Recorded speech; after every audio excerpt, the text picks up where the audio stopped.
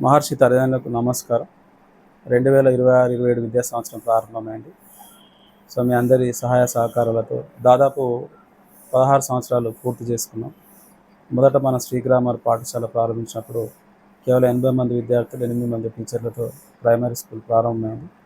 నేడు మహర్షి high school రూపాంతరించి దాదాపు 650 మంది పిల్లలు, 40 మంది టీచింగ్ స్టాఫ్, దానిలో 30 మేడమ్స్ ఉన్నారు. అలా ఇక్కడ ఈ వీడియో చేయడానికి కారణం కొద్దిగా ఎడ్యుకేషన్ మీద కొద్దిగా అవేర్నెస్ గురించి కొంతమంది తల్లిదండ్రులకు అవగాహన లేక వాళ్ళు ఎలాంటి నిర్ణయాలు తీసుకుంటున్నారు అడ్మిషన్ల విషయంలో. మొదటగా మోడల్ స్కూల్ గురించి నేను చెప్పదలిచాను. మోడల్ స్కూల్లో అడ్మిషన్ తీసుకునే విద్యార్థుల గురించి, మోడల్ స్కూల్ అయినా, ఏ గవర్నమెంట్ స్కూల్ అయినా, ప్రైవేట్ స్కూల్ అయినా same syllabus, same text books, దాదాపుగా ఒకే విధమైన బోధనా పద్ధతి ఉంటుంది. ఎందుకంటే మోడల్ స్కూల్కు దూరం, వ్యయ ప్రయాసాలకు మనకు బస్సు అరేంజ్ చేసి బస్సుకు వెళ్ళాల్సి ఉంటుంది. కాబట్టి మోడల్ స్కూల్ అయినా మిగతా గవర్నమెంట్ స్కూల్ని పెద్ద తేడా ఏముండదు. అలాగే పేయింగ్ కెపాసిటీ ఉన్న తల్లిదండ్రులు కూడా ఆలోచించగలరు. ఎందుకంటే ప్రతి క్లాస్కు గవర్నమెంట్ స్కూల్లో కావచ్చు, మోడల్ స్కూల్లో కావచ్చు, ప్రతి క్లాస్కు దాదాపుగా 50 మంది పైన విద్యార్థులు ఉంటారు. అదొకటి గమనించాలి. ఇక రెండో అంశం కేంద్రీయ విద్యాలయము. కేంద్రీయ విద్యాలయం ముఖ్య ఉద్దేశం ఏంటంటే, అది సెంట్రల్ గవర్నమెంట్ ప్రారంభించింది. కేంద్ర ప్రభుత్వం అది సెంట్రల్ గవర్నమెంట్ ప్రారంభించింది. CBSE syllabus. అది సెంట్రల్ గవర్నమెంట్ ఎంప్లాయీస్ అంటే మామూలుగా పోస్టల్ ఎంప్లాయీస్, జాతీయ బ్యాంకులు, నేషనల్ బ్యాంక్ ఎంప్లాయీస్, తర్వాత ఆర్మీ, ఇలాంటివి అనమాట. అంటే ఒక రాష్ట్రం నుంచి మరొక రాష్ట్రానికి వాళ్ళు వెళ్తారు కాబట్టి పిల్లలకు డిస్టర్బెన్స్ జరగద్దు సిలబస్ అని చెప్పేసి ఈ కేవీ ప్రారంభించడం జరిగింది. అయితే తెలుగు ఉండదు, వీళ్ళకు తెలుగు సబ్జెక్ట్స్ ఉండవు. కాబట్టి మనకు పిల్లలకు స్టేట్ సిలబసే బాగా హెల్ప్ అవుతుంది.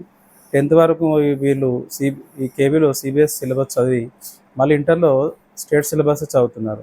దానివల్ల పిల్లలకు తెలుగు సబ్జెక్ట్ దూరం అవుతుంది. అంటే ఇంగ్లీష్ మీడియంలో తెలుగు సబ్జెక్ట్లో పూర్ ఉంటారు, అలాగే ఈ తెలుగు మీడియంలో ఇంగ్లీష్ సబ్జెక్ట్లో పూర్ ఉంటారు, అది న్యాచురల్. కానీ వీళ్ళకు ఈ ఇంగ్లీష్ మీడియం పిల్లలకి తెలుగు కూడా ఉండదు కేవీలో.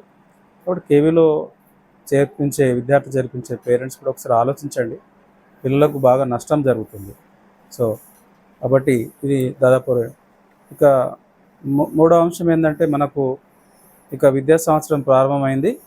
ఇంకా కూడా మనకు దాదాపు అడ్మిషన్లు నర్సరీ టు 5th పూర్తిగా వస్తుంది. ఇంకా కొన్ని అడ్మిషన్లు మాత్రమే ఉన్నాయండి. 6th, తర్వాత 8th, తర్వాత 9th, కొన్ని అడ్మిషన్లు మాత్రమే ఖాళీ ఉన్నాయి. 8th, 9th, 6th. కాబట్టి ఈ వారం రోజుల్లో అవి కూడా పూర్తి చేస్తాము. ఇక తప్పనిసరి పరిస్థితుల్లో స్వల్పంగా ఫీజులు పెంచడం జరిగింది. కాబట్టి పేరెంట్స్ సహృదయంతో అర్థం చేసుకోవాలి.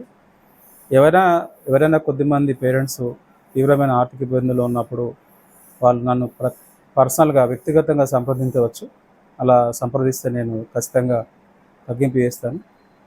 అలాగే మరొక విషయం ఏంటంటే, ఈ గవర్నమెంట్కి వెళ్ళిన పిల్లలు కూడా దాదాపు ఒక 2-3 పిల్లలు ఒక 2 రోజుల్లోనే, ఎందుకంటే టీసీ లేకపోతే అక్కడ బుక్స్ కానీ యూనిఫామ్ అని ఇవ్వరని చెప్పేసి వాళ్ళు టీసీ ఫోర్స్ చేస్తున్నారు. టీసీ ఇవ్వడం జరిగింది. ఒక 2-3 రోజుల్లోనే 2-3 పిల్లలు మరి తిరిగి రావడం జరిగింది.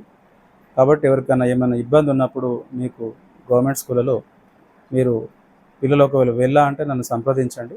దానికి ఏదైనా కొద్దిగా డిస్కౌంట్ కానీ మరేదైనా వ్యక్తిగతంగా మాట్లాడదాం. అలాగే ఇక పాఠశాల పూర్తి స్థాయిలో ప్రారంభమైంది. ఇక మరొక అంశం కూడా ఏంటంటే, మనం ప్రయత్నం చేశాము, హై స్కూల్ ఒకటి బిల్డింగ్ షిఫ్ట్ చేద్దామని శతవిధాల ప్రయత్నం చేశాను. అది రావుస్ హై స్కూల్. దాదాపు అక్కడ హై స్కూల్ మాత్రమే సెట్ అవుతుంది. ఒక 250-300 మంది విద్యార్థులకి అవకాశం ఉంది. సో నేను చాలా ప్రయత్నం చేశాను. ఒక దశలో 60,000, అది అక్కడ ఒక మనకి 60,000 రెంట్ కూడా ప్రిపేర్ అయ్యాను. తను ఇవ్వలేదు. 70,000-70,000 వరకు కూడా నేను ఆఫర్ చేశాను. బట్ ఆయన 1 lakh కంటే తక్కువ ఇవ్వనని చెప్పాడు. అక్కడ మనకు కేవలం 250 లేదా 300 మాత్రం అకామిడేషన్ సరిపోతుంది. అందుకని చెప్పేసి అది ఇప్పటికీ ఖాళీ ఉంది. లాస్ట్ ఇయర్ కూడా ఖాళీగా ఉంది, ఇప్పుడు కూడా ఖాళీగా ఉంది. అన్ని ప్రయత్నాలు చేస్తున్నాము. కాబట్టి మనకు కూడా ఓన్ అకామిడేషన్ అవసరం, చాలా అవసరం. ఎందుకంటే ఇప్పటికీ మన ఈ అకామిడేషన్లోకి వచ్చి మన 10 years అయిపోతుందండి. ఇది 11 years, ఇది 11th year అయిపోయింది.